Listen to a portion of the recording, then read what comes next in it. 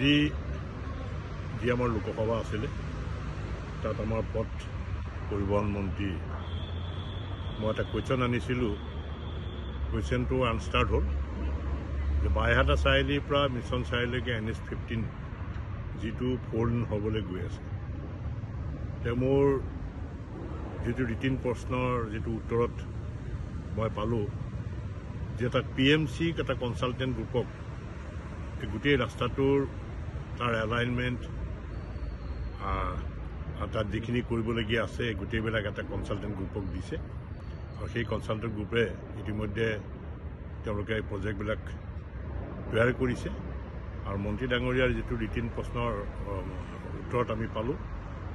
যে সেইখিনি হৈ যোৱাৰ পিছত সেই ৰাস্তাটো 4 লেনলৈ এইটো কনভাৰ্টেড হ'ব আৰু যোৱাকালি মই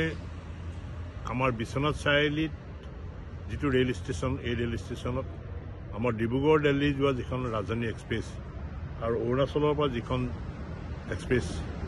যায় বিশ্বনাথ চাৰিআলি ৰাইজৰ দাবী আছিলে গোটেই বিশ্বনাথ জিলাখনৰ আৰু নদুৱাৰ সমষ্টিৰ পৰা আৰম্ভ কৰি গহপুৰ সমষ্টিলৈকে যে তাত সেই ট্ৰেইনখন ৰখাৰ ব্যৱস্থা কৰিব লাগে আমি মাননীয় মন্ত্ৰী ডাঙৰীয়াক আমি এটা প্ৰশ্ন কৰিছোঁ যোৱাকালি সেইটো ৰিটিন আহিল উত্তৰত আমি পালোঁ যে তাত যিটো ট্ৰেফিক সেই ট্ৰেফিকটো তেওঁলোকে চাই ল'ব তাত যাত্ৰীৰ যিটো কিমান যাত্ৰী হ'ব এখন যেতিয়া এক্সপ্ৰেছ গাড়ী যেতিয়া ৰ'ব নিশ্চয় তাত এভেইলেবিলিটি অফ মানে পেচেঞ্জাৰৰ ওপৰত এইটো নিৰ্ভৰ কৰিব মন্ত্ৰীৰ উত্তৰত সেইটো ক'লে আৰু তেওঁলোকে এইটোও কৈছে যে ট্ৰেফিক যদি বেছি হৈ যায় বা যাত্ৰী যদি বেছি হৈ যায় তেতিয়াহ'লে ৰেল ষ্টেচনটো পৰৱৰ্তী পৰ্যায়ত তাত ৰেলখন ৰখাৰ ব্যৱস্থা কৰা হ'ব এই দুটা কুৱেশ্যন মই কৰিছোঁ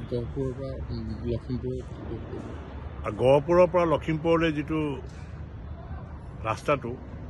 সেইটো ট্ৰেফিকৰ ওপৰতে প্ৰশ্নবোধক আহিছে মন্ত্ৰী ডাঙৰীয়াই উত্তৰত কৈছে যিটো তাত তেওঁলোকে ট্ৰেফিকটো কেনেকুৱা হয়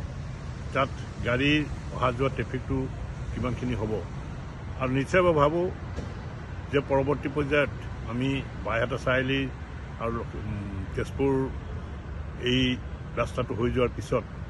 নিশ্চয় পৰৱৰ্তী পৰ্যায়ত গহপুৰৰ পৰা লখিমপুৰলৈকে এই 4 লেনৰ কামো আমাৰ এই চৰকাৰখনে দিনতে আমি আৰম্ভ কৰিব পাৰিম আপুনি বিচৰা বাতৰি পাব কেৱল নিউজ 18 এপত নিউজ 18 এপ ডাউনলোড কৰিবলৈ স্কেন কৰক এই QR কোড গুগল প্লে ষ্টৰতো পাব এই নিউজ 18 এপ